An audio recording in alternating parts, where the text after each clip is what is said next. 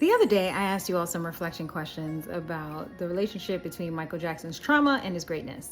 And now I'm going to answer my own questions.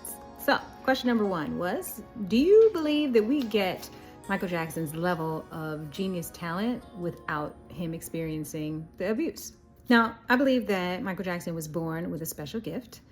And if he had warm, supportive parents who pushed him to succeed, then we get the genius talent, but without the scandal. However, given the context of having poor parents who were in survival mode with generations of trauma behind them, the chances of Michael Jackson actually having the opportunity to experience parents who were not a little toxic were slim to none.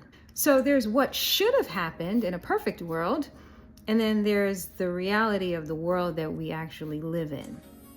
And then, if you change even one aspect of the story, one decision, one action, one conversation, that creates a ripple effect throughout history that could land us in a completely different timeline.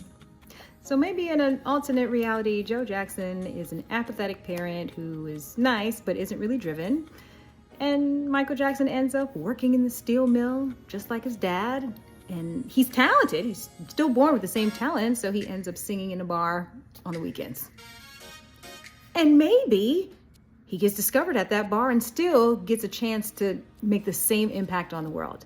Of course, we'll never know, but it's fun to speculate. All right, question number two. Given Michael Jackson's level of impact, do you think it was all worth it in the end? Not just for us as consumers, but for him.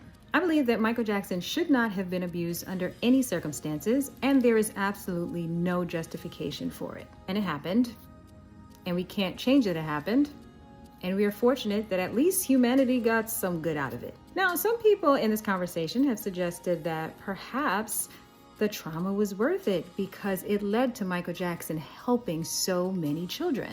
And that reminds me of the religious framework that I was raised with, in which Jesus literally chose suffering, pain, violence, because he knew that it would lead to the salvation of mankind. And then there's the new agey woo-woo framework, in which perhaps before birth, Michael Jackson chose this path as his life contract because of all the people that would be helped and because of all of the lessons he would learn. I actually don't love the martyrdom that's embedded in either of these frameworks. I don't want to suffer for your benefit, and I don't want to learn lessons from pain. I want an option where I can learn and create from joy, and you can benefit from that. And I would love to see a world where everyone is philanthropic and children are helped without it having to be a trauma response. But again, there's what should be happening, and then there's the reality of life on this planet. And of course, we won't know the answers to any of these questions until we die. And the answer to question 3 is, of course I would be okay with not getting the full Michael Jackson experience if it meant that he was never abused.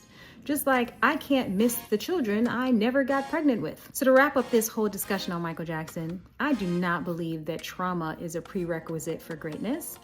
And I believe that unhealed trauma can actually serve as a barrier to you reaching your full potential. I have a lot of experience with creating from trauma, and it is not it. And that's where this conversation is heading next.